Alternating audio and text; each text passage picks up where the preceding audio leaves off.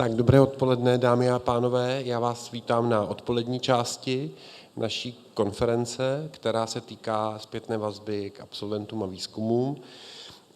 Dovolte mi, abych vám představil Marka Bozykowského z Polska. Já vám teď přečtu ten název té instituce, z které pochází, on je dost dlouhý. Je to National Information Processing Institute, National Research Institute Poland. Tak, takže budeme mít druhý vstup, který vlastně je ze zahraničí, aby jsme se podívali na to, jak to funguje za hranicemi od nás. A já předávám slovo. Floor is yours. Okay, thank you so much. So, hello everybody, and I'm very glad to be here for two reasons. First of all, I love Prague, and it's always a good thing to be here for whatever reason.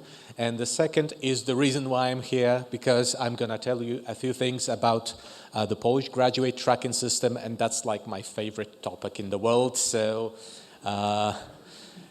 I'm very happy to be here today. So I'm going to tell you how do we track graduates with administrative data in Poland. So I'm going to start with a quick review, so you're going to see what's what. I'm going to walk you through the data sources, the data processing, what do we do with the data, and how do we protect the privacy of people during this entire process. I'm going to show you the indicators that we use, show you the way we disseminate the results with reports, infographics, and other tools. And then I'm going to tell you a few things about the benefits from the Polish graduate tracking system. So, a quick overview. Where does Polish graduate tracking system comes from? So, before 2011, in Poland, there were just occasional research on graduate tracking, totally decentralized, incomparable results because the methodology was different each and every time. In 2011, there was an introduction of the universal mandate, and starting from that point, HEIs were obliged to monitor the labor market outcomes of the graduates 1, 3, and 5 years after graduation. So that was the trigger for the University of Warsaw to design methodology of graduate tracking based on administrative data. First of all, to meet the requirement for the University of Warsaw itself. The second reason is that it could be also used by other HEIs. And this methodology was used in the newly established Polish graduate tracking system. It's called ELA system because of Polish acronym. Just for the record, ELA is a short Polish version of name Elizabeth. So our system is named Bettinka. So I would like to introduce Bettinka to you. So in 2014, there was an amendment of the law on higher education that put the legal basis for the existence of Bettinka. In 2015, we made a pilot study of that system, and on the 18th of May 2016, ELA was born. Now, some few basic facts about the system. It uses data from two registers, Polon and ZUS. I will tell you more in details in just a few slides. It's a very cost-effective solution because we do not need to gather any data. It's already collected in the registers. The system generates reports on different aggregation levels, including the level of the entire country, of a given HEI, or even a single study program within a given HEI. It covers all graduates from all Polish HEIs.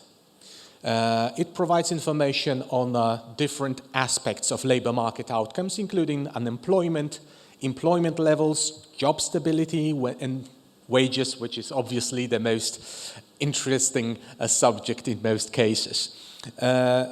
The mere fact that we have unified methodology leads us that there is a comparability of the results. I'm going to tell you a little bit more on how do we guarantee it with the construction of the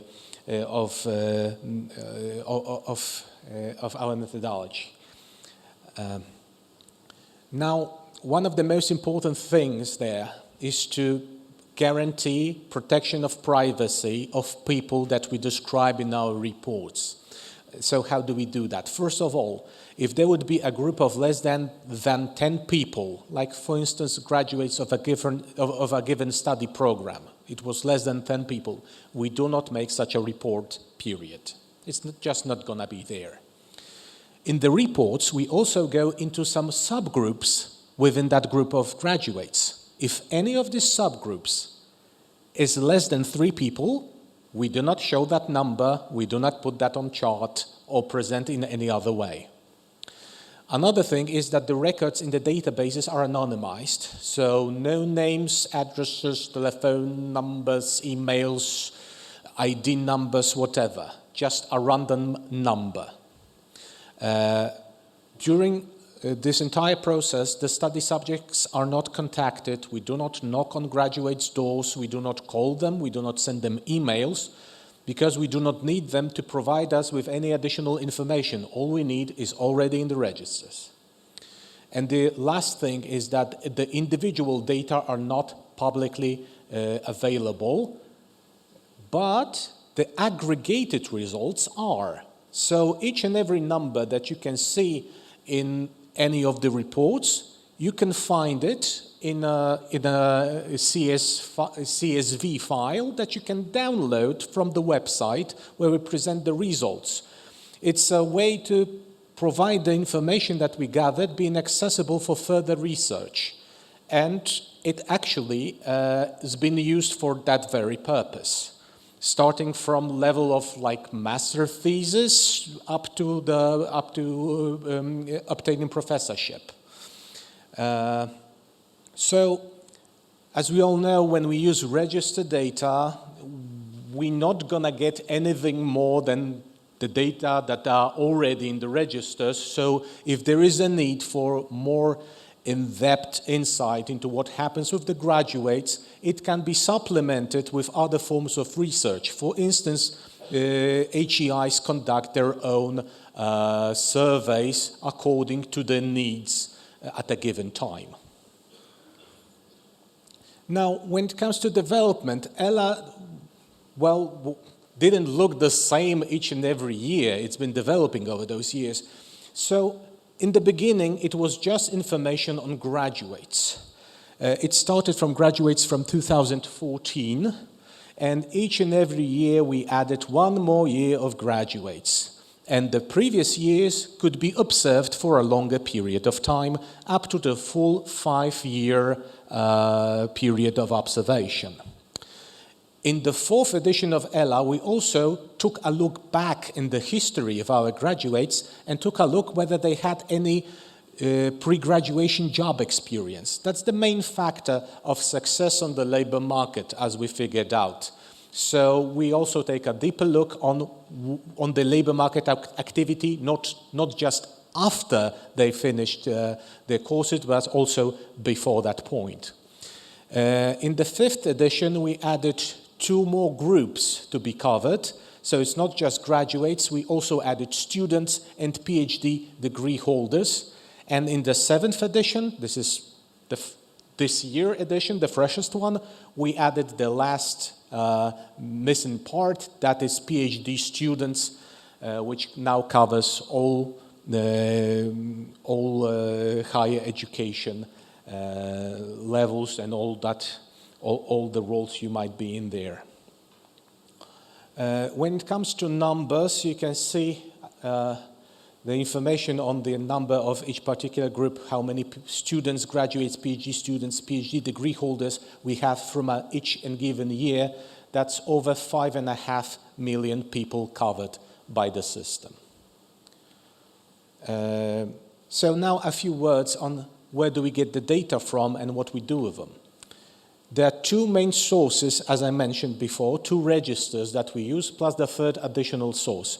So the first register is POLON, the National Register of Students and Graduates. It provides us with information on who were studying what, at what time, when did they graduate, what was the program level, mode of studies of that person. Then it is then merged with data from social insurance institution that provides us more insight on what happens with them on the labor market. So we have information on each and every monthly social insurance contribution of that person. So if we observe a person for 5 years, we have 5 times 12, 60 points of measurements of what happens with that person. We know their status on the labor market because we see what is the reason for the contribution. There is a code for that, and we can check the code and see if that code means that that person was working, or perhaps that person was a self-employed person, or maybe unemployed, or on maternity leave. We know that person's status because we know why there was this contribution made. Plus, we also know the contribution calculations basis, which is basically how much did that person earn. So that's the calculation basis for the contribution. So we know what happens with that person, how much that person earns, and this each and every month. Plus, we have information on the employer. We can delve into whether that person works for different entities or just stays in the same company for a longer time. We also use the data from Statistics Poland. Those are free to access for each and every user.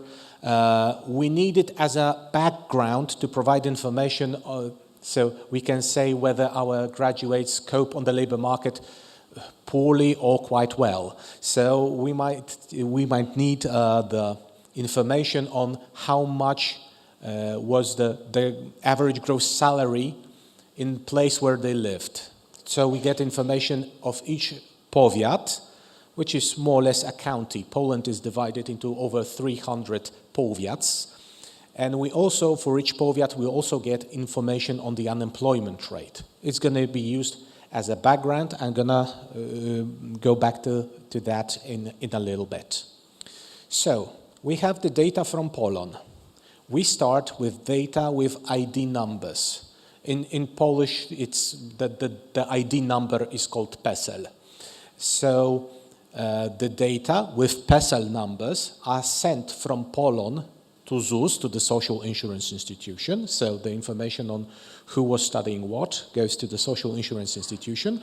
They look through their databases, find out those people, export the data on those people, and then they anonymize the data. They replace the ID number with a random number.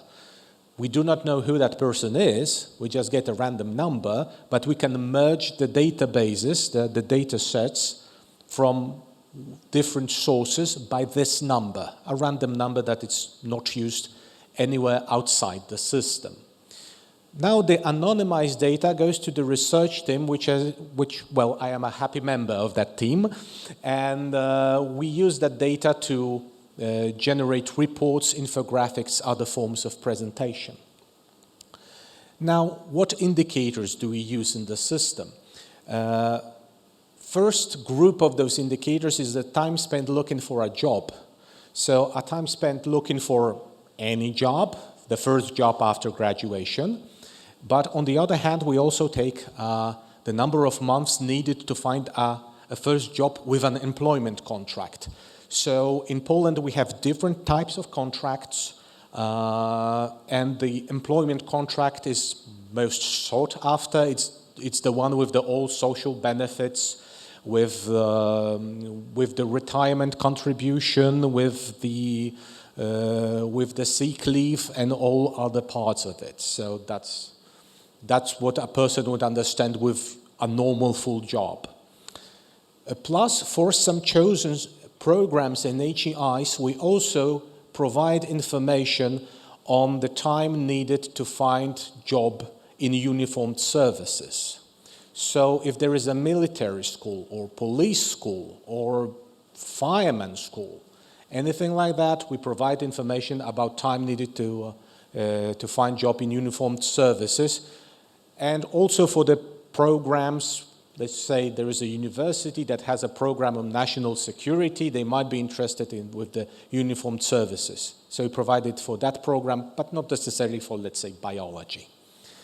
We also provide information on job stability. So first of all, of unemployment. So how many of those graduates ever faced unemployment, were unemployed even for a short period of time? They had to be there in the office, register themselves as an unemployed person. The second thing is the risk of unemployment, which is the average percentage of months during which the graduates were registered as unemployed. So now we take into account the time for how long they were unemployed. And then we have the relative indicator of unemployment. I'm going to show you in detail in a few slides. We also provide information on the percentage of graduates who experience different kinds of job, of a mere fact of having a job with an employment contract I mentioned before, and the fact of being self-employed. Plus, we complement it with information on the percentage of months during which the graduates had a job with an employment contract or were self-employed. Plus, we provide information on the number of their employers. One can have multiple employers in two ways. First of all, can work for multiple entities at the same time. And the second is that they can switch jobs frequently. So we have two separate indicators for those cases, not to mix them up. Plus, we provide information on wages, the average monthly gross wages from all sources, from employment contracts, plus a relative indicator of wages, which I'm going to show you right now in details. I'm going to use an example to show why do we use the relative indicator of wages. I have graduates from two schools. The first one is Alma Mater in Warsaw. The second one is the Higher School of Commerce in Tarnobrzeg. When we compare the amount of money that they earn, the graduates from Alma Mater earn more, over $1,000 per month, while those from High School of Commerce in Tarnobrzeg, $860. So one might say the graduates from the High School of Commerce are not well prepared for the labor market, apparently, because, well, they earn less than those from Alma Mater. But on the other hand, you should take into account that there are regional differences in the level of earnings. So if you live in a big city, then you have a better chance of finding a well-paid job. It's just a better job market.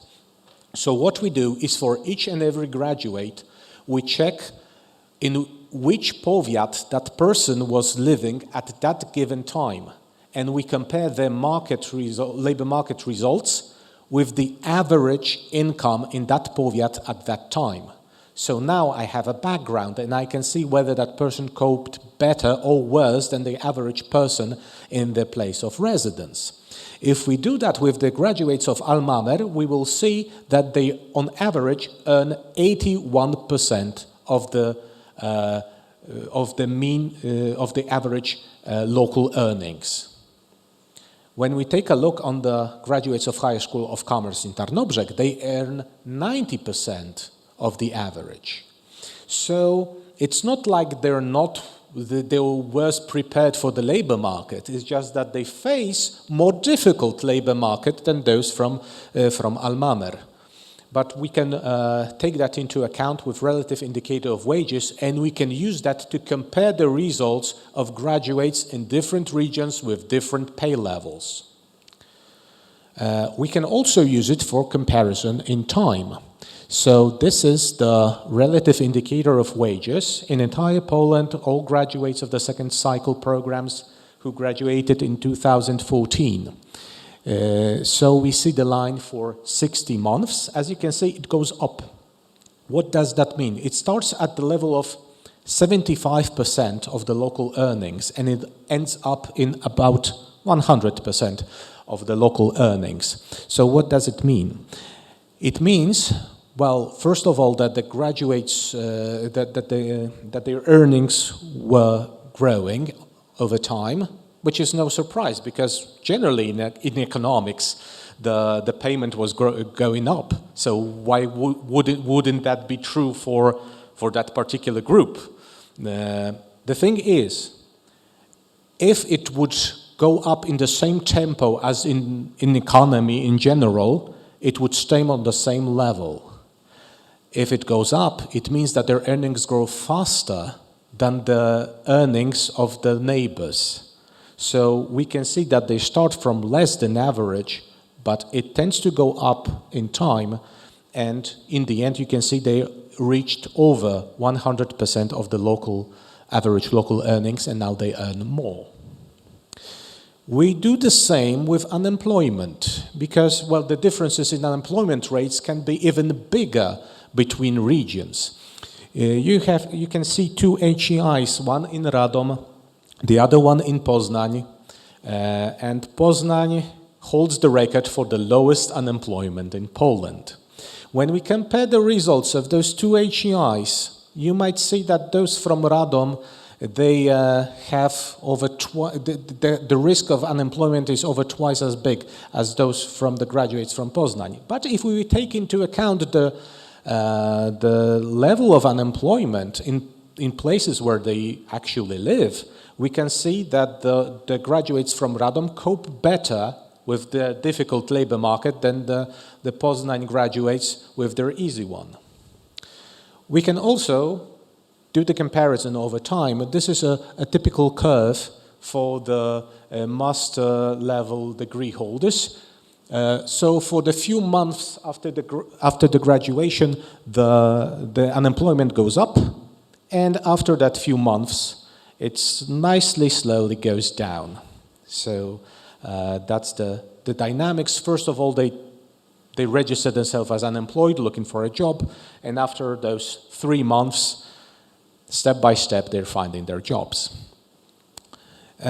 Now we can use those relative indicators to compare different groups of graduates, for instance, from different areas of academic study. So the best situation is when you have high wages and low unemployment, so the best place to be is the upper lower corner. So in that, the closest to upper left corner would be a dot with number 5, and this is technological sciences with the relative indicator of unemployment 0.34 and the wages 29% higher than the local average. On the other end, I'm sorry, the arts. Now we can also take a more detailed look on what happens over time. You've seen the dynamics for 1 year. I've put more lines in this particular chart, so you can see each line is 1 year of graduates. The freshers graduates has shorter lines because, well, they haven't been observed for the full 5-year period because, well, for graduates from 2020, it didn't happen yet. So if you take a comparison, you can see that all those lines go up. So the tendency was not just for that particular year, but each and every year.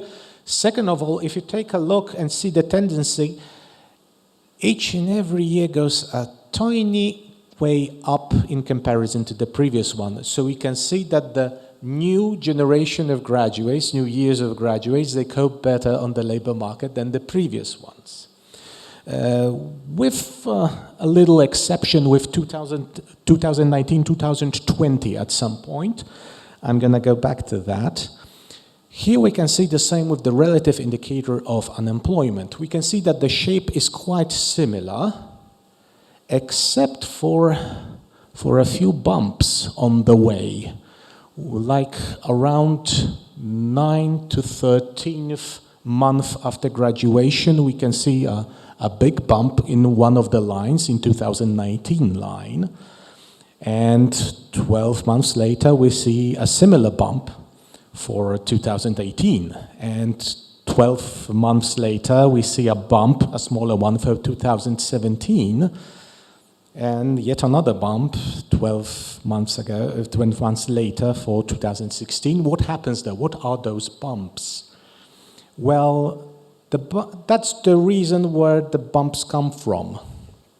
That was the time of the pandemic and of the lockdown and all the troubles in the economy connected with that. So those bumps is graduates losing their jobs or not being able to find one. Because, well, if you have to fire somebody, who are you going to fire? The freshmen. So they were the first to lose their jobs. Why are the bumps lower for earlier years? Well, because they're not as freshmen as those others. So you can see the results of the COVID. So that's the sad part. The happy part is if you see what happens after the bump. Like for the 2019, you can see that after the bump, it goes down, and it goes down even lower than for the previous years. Which means that when the economy went back, they were the first to find the jobs. They could find it more easily than general in economy. So we just observe that the labor market is just more flexible. Now, how do we provide this information to the users? So we disseminate it through our website, elanauka.gov.pl. You can enter the page. It's free for use.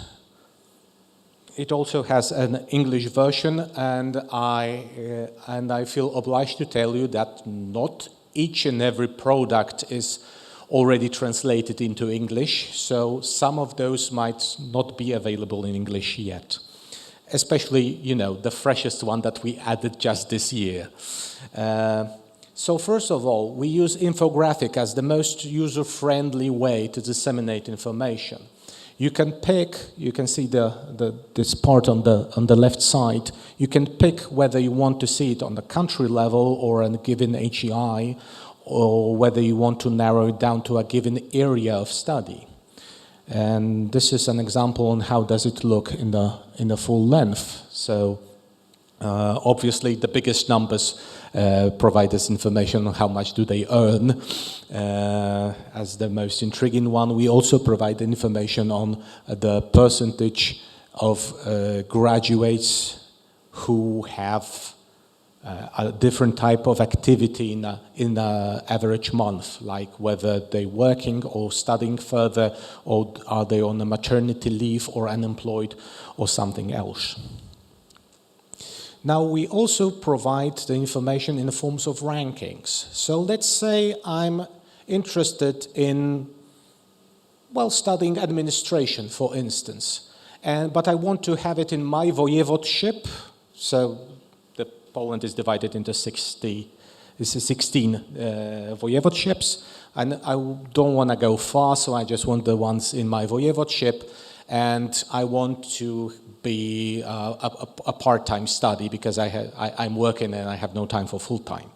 So I can see the ranking. I can pick which indicator interests me the most. Let's say the relative indicator of wages. And what I get is the ranking of study programs of administration in that given group ranked by a selected indicator.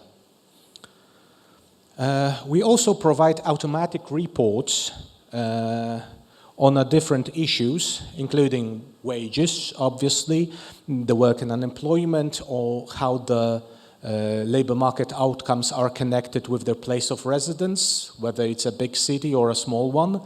The previous work experience, so how well do cope on the labor market those who had pre-grad job experience and those who didn't. And how does it go with the further studies, those who study some more, another study program, those who do not. We can also compare different cohorts, different years of graduation to see whether what we observed for a given study program was just, a little anomaly for one single year, or is it just the case in general for each and every year.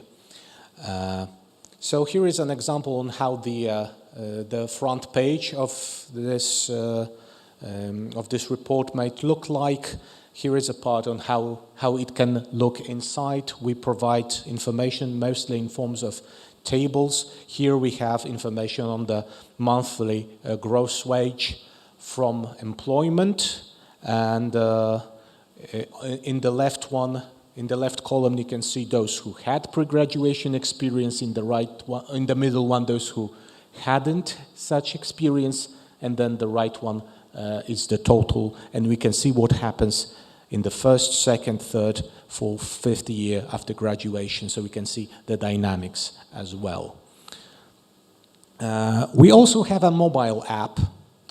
We treat it mostly as a way to reach to the youngest generation, as a thing with a low threshold to get them interested in the results, and it's the easiest way to reach to them. So we use it as a sort of a tool of promoting our system.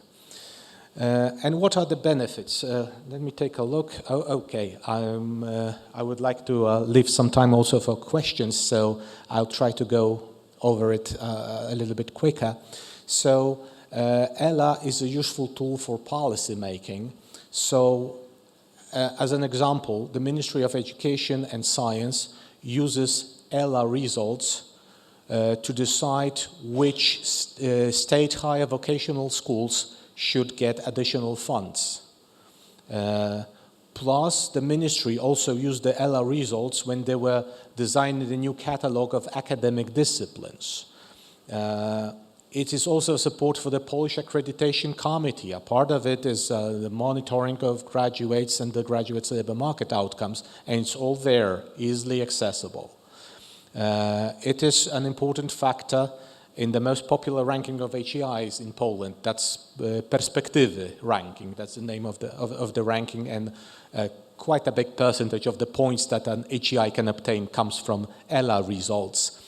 Plus, the HEIs use those results for to assess their inner quality, for their own analysis.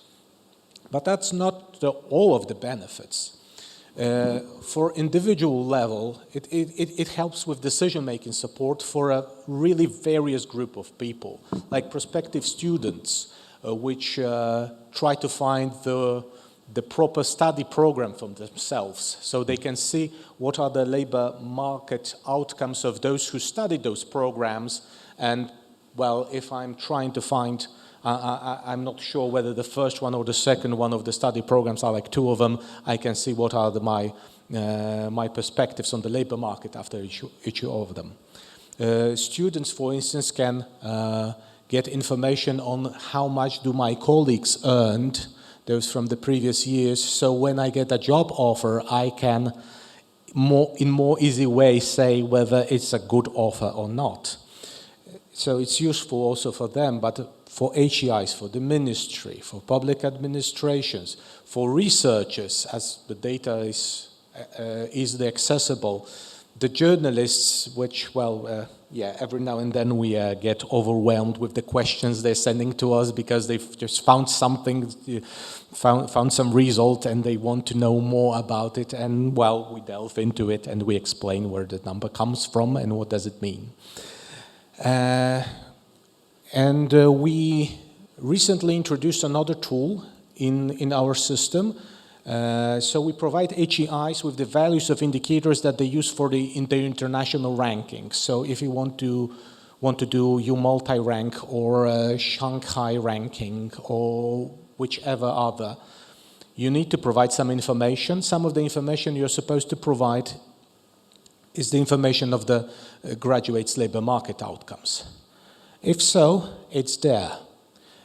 Also, just for the convenience of the HEIs, we have just a separate part of the website. It's called the International Rankings. You can click there and just get it all in nice, neat tables, all the data you need. Those are the data for U multi-rank. These are for Shanghai. This is for QS.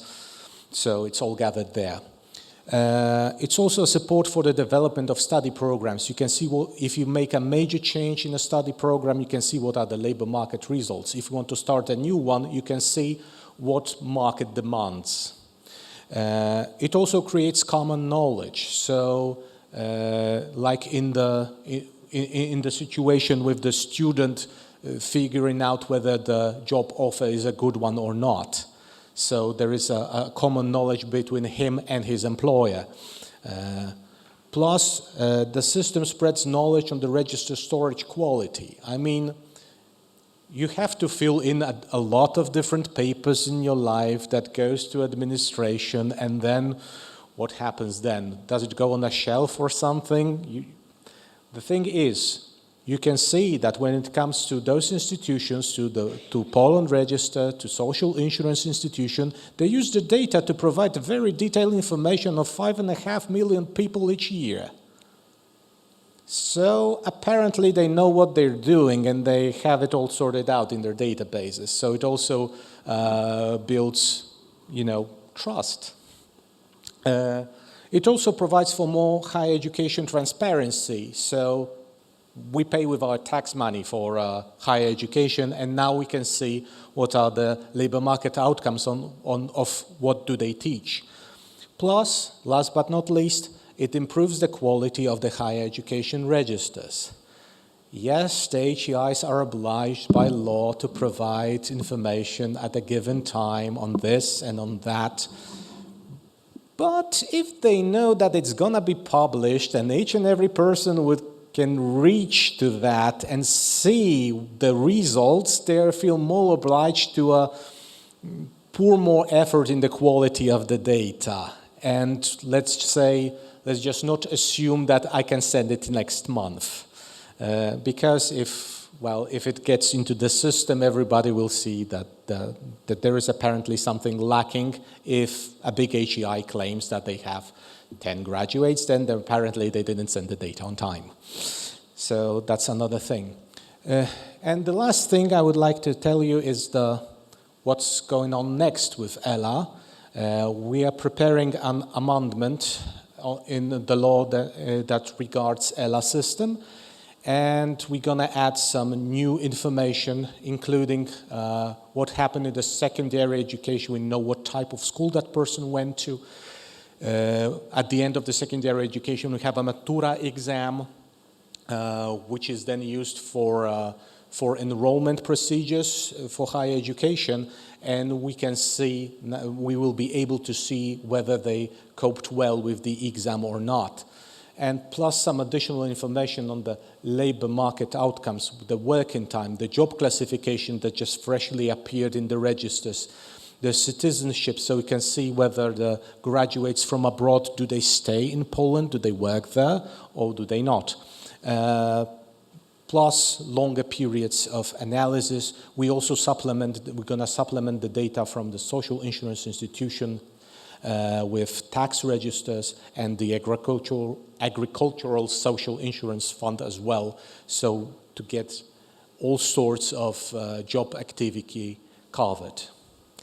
So that's all for now. I hope that you like my little Betinka, my beloved daughter, and if you have any question, I will be more than happy to answer.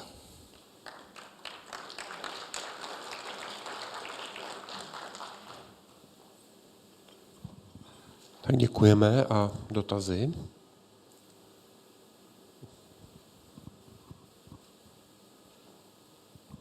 Thank you for your presentation. You mentioned that all the indicators that are in the system are yes, more or less on the economic activities. But what if a higher education institution needs some feedback on the quality of their teaching, of things that are not in databases?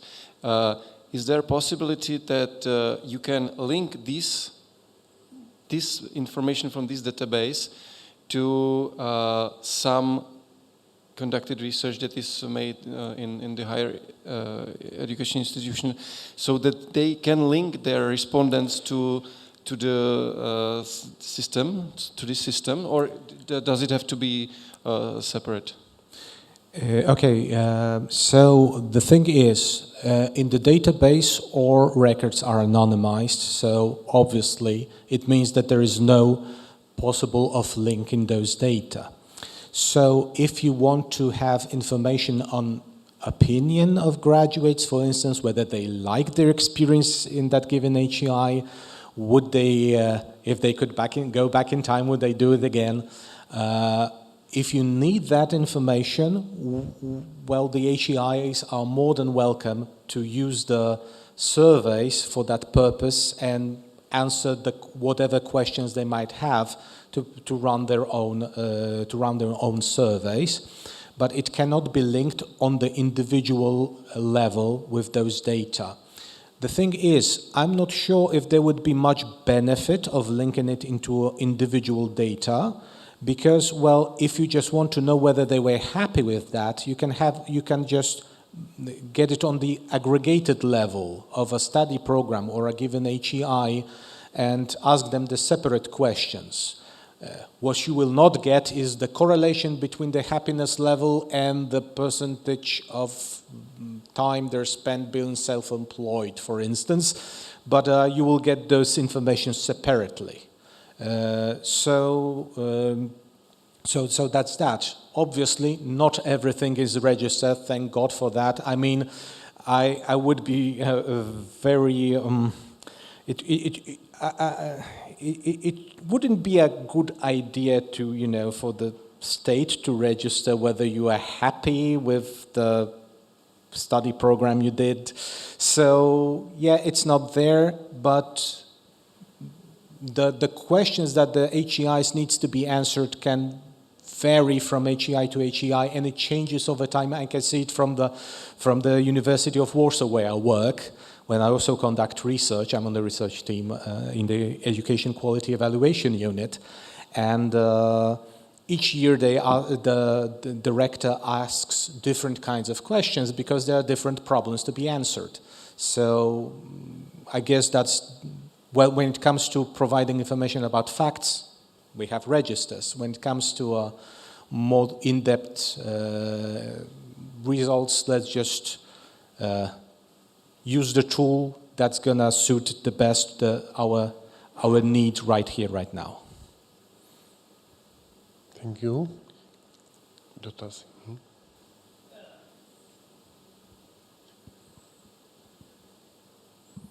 Thank you, Marek, for a very nice presentation. I have a practical question. Yeah. I really like your application system. It's very nice. My question is, how much time have you been developing this system, and how much money or also human resources do you need for develop? Because I saw that you have also some application, maybe for iPhone, if I'm not wrong, and Android. So that would be interest me how much effort Okay, so I will not be able to provide the exact numbers that it wasn't a part of my job. The thing is, how much such a system can cost varies very strongly on whether you want to develop it or do you want it just to be kept running. As you've seen the development of Ella, I will go back a lot. So when it comes to, if we wanted to stay on the basic level we had in the first edition, and we wanted to keep it, to narrow it down to graduates, that's a job for a team of about 5 people. That's how it was done. And if you can pay for work for 5 people, we have it covered for the entire country. So just for keeping it running. The other costs, depending on what do you want to do with them and how do you want to develop it. For all that work, we had to put around 2 or 3 additional people to for the development of the methodology, for developing of the on all those indicators, for all those changes, which is not a big cost. When it comes to, if you want to add new tools, if you want to like redesign your website, or you want to make a mobile app, that strongly depends on what do you exactly want to do with it. But just to keep it running, it's the skeleton crew is it's a very low requirement. So that's why it's so cost effective. And it doesn't really matter whether you want to if the number of graduates doubles overnight. It just means that the server gonna be running for a longer time.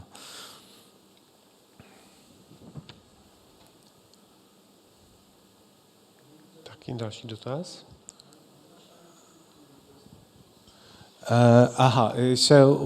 There was a question: how long did it last to establish the system?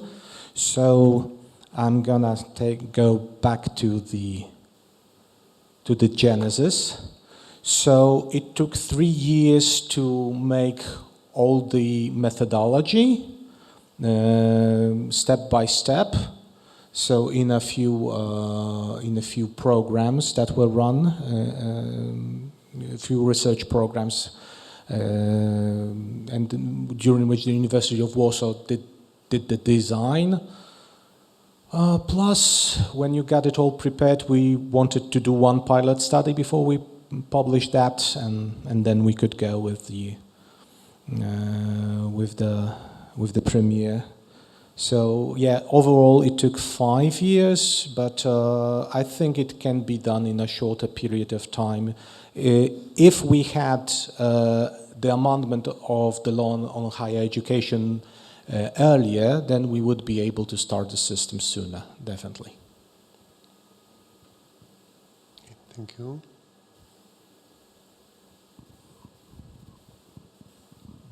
I would like to ask, what statistical software do you use, and what kind of software do you use for the data presentation? Do you make these websites, or can it be generated on demand through some magic? Okay, so for the for the calculations, we use R. So it's free, it's flexible. So we use R. We have developed our own library. Well, a few libraries that we needed for R. So that was the part of those study programs for development of the system. So we use Markdown and LaTeX to do the reports. So that's all the technology you need. When it comes to infographics and to the website design, that's not my part of the team, let's put it this way. So I'm not sure exactly what tools did they use, but it was like 2-3 months of the work, and it's just kept running since then. So if you add such a tool, it's just an investment as a starting point, and then it can run on its own generally.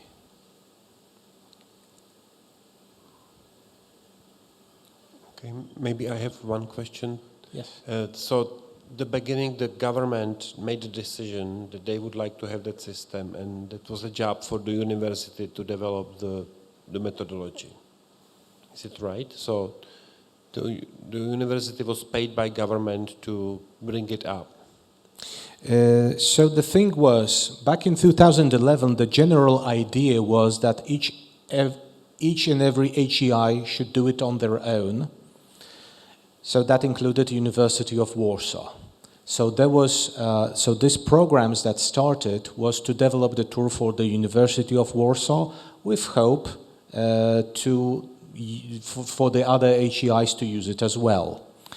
And over time, the ministry found out that the idea of HEIs trying to find a solution on their own is not the best way to run it. So they decided that they wanted to do it in a more centralized way, to have to get, for instance, to guarantee the comparability of the results. So then they decided that there should be such central systems, and they they've seen that the solution provided by the University of Warsaw looks like a very good idea, and there is hope that it would work on the general level, on the entire country level, and they decided to introduce it. So that's the story behind it. How hard was to get the data from social office, from government social office, because this is definitely. So that was the thing. If not the amendment in 2014, we would not be able to run it for the University of Warsaw because of the legal barriers. That was the main barrier that we have faced. But the amendment would allow the data from Poland registers and from ZUS registers to be merged and to use for the purpose of monitoring graduate outcomes on the centralized level. So there was a legal basis for that, and it solved the entire problem because, well, now there is a basis for the centralized system, so it will also provide the information for the University of Warsaw as well. So that solved the problem. But I agree, it wouldn't be possible without the change of the law. So it was political decision at the beginning. Like Once it was again? a political decision at the beginning to do yes, without a political decision of starting a centralized system, it wouldn't be possible. On the other hand, if there was no methodology, ready to run, if in the first moment it gets green light, it's easier to make such political decision. Thank you. Další otázky máme? Martin?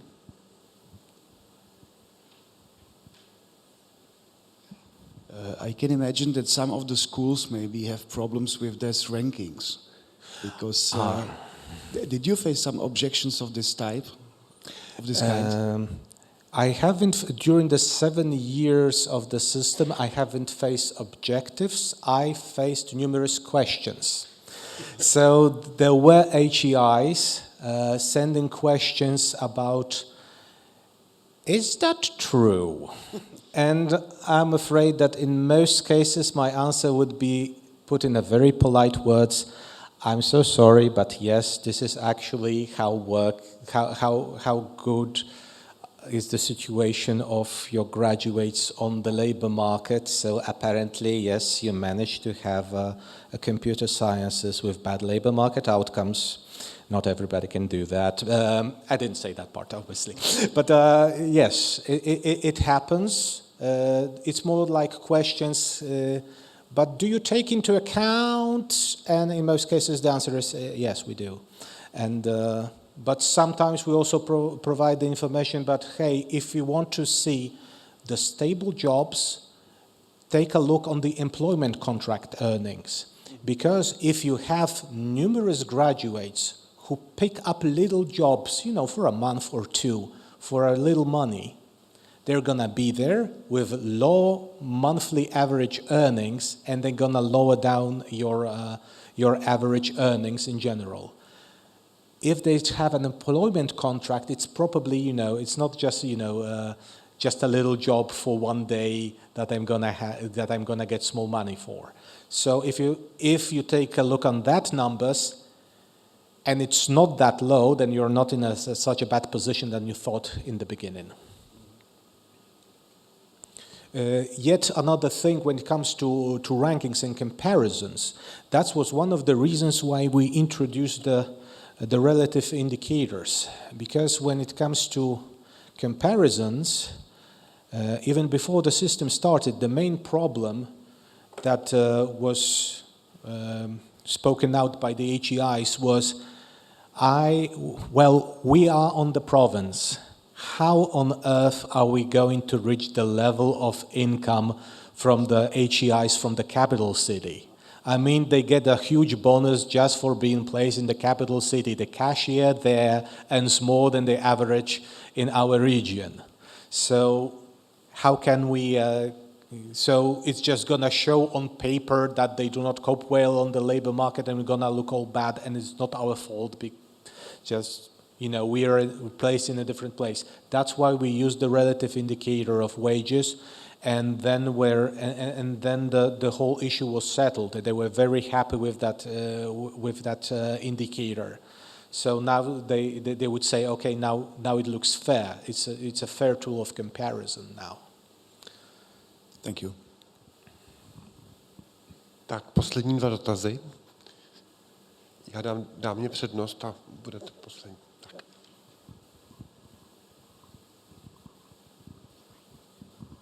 Hello, my name is Lucia Abu and I am from an arts academy. But I wanted to ask you, all your system is trying to describe the situation of the graduates, but employed. Is there any, commentary maybe not in numbers, but do you maybe monitor the situation on the labor market? Because some of the professions, the situation is changing. For example, in the arts or in the cultural and creative industries, much more people nowadays are freelance. So is there, because I haven't seen it in the presentation. Definitely. Thank you. So yes, we in each and every report we provide the information on the limitations of the data. So for instance, when people are self-employed, currently we can only see the fact that they are self-employed, but we do not know how much do they earn on that self-employment, because the contribution basis is the same no matter on how much do you earn from your self-employment. And on the other hand, there is a very narrow type of contract that is not covered by the social insurance institution. We've checked that according to the statistics, Poland is less than 0.5% of people working with that contract, so it's a very narrow one. But I admit it's a thing that we do not have, and that's the reason why we are working on this amendment I mentioned in the end. So at the end of every report, we have a methodology note when those limitations are noted. On the report on wages, before we present the wages, we also inform that it doesn't include those from the self-employment, and this is the percentage of the graduates who were self-employed, and so we provide that information. But the whole idea there to include tax register is to provide the information on on earnings from self-employment for one thing. The second one is to provide for all those narrow types of contract that were not already covered in the social insurance institution. Plus, we also have a separate entity for agricultural social insurance. So a small percentage of people are in there, especially young, especially after tertiary education, but there is such a group, a narrow one, but it does exist. We want to add the data from Agricultural Social Insurance Fund, so we can see that those people are not inactive, they are farmers.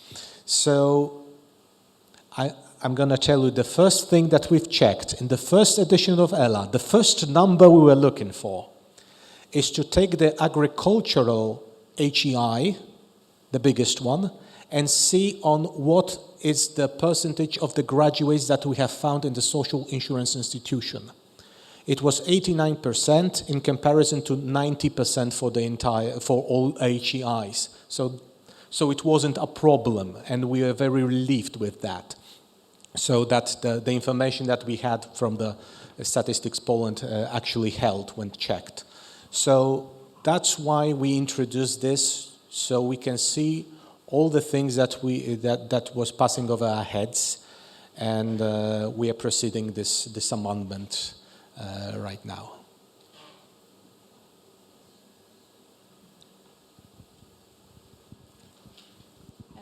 My additional question is whether you can recognize a person For example, artists, they might not be employed all the time, but they are sometimes employed, and they combine employment and freelance. So can you, Yes. do you see this? Yes, we do that. We check each and every insurance contribution. We see the source of it, and if a person is in employment contract, for instance, and then self-employed at the same time, it's gonna bump up the percentage of people with this experience and that experience. It's not like one of them overrides the other. We see them being at the same time. Yes, we do that. They look like they know everything, but I would like to know if do you somehow cope with the gray economy? For example, not everybody is employed on the contract basis. Some people are paid on hand. For example, the waiters in the restaurants, they're getting tips. Do you do something with this, or do you completely just ignore this gray economy thing? Well, that's the part of definition of gray economy, that you cannot track it. That's the whole purpose of it. I mean, if I were able to do that, I'm afraid it would mean that it ceases to exist at this very moment. So the answer is no, we cannot do anything with that. We also do not track anything coming from illegal activities. On the other hand, it is very difficult to measure it with any tool, because if I come with a survey and ask, hey, do you work in gray economy, they might not be all that eager to admit that. And whether in a survey or in an IDI or whatever other tool of, so I'm afraid this part it's out of research at all. So with research with registers as well. okay. Thank you, Marek. Thank you so much. Thank you. And Marek is staying with us all the time today and tomorrow again. Yes, I'll be there for the entire conference. Yeah, so he I will be he will very spend happy time with to us talk. also at any for time. the workshop tomorrow. So see you tonight and see you tomorrow. Thank you very much. Indeed, thank you so much.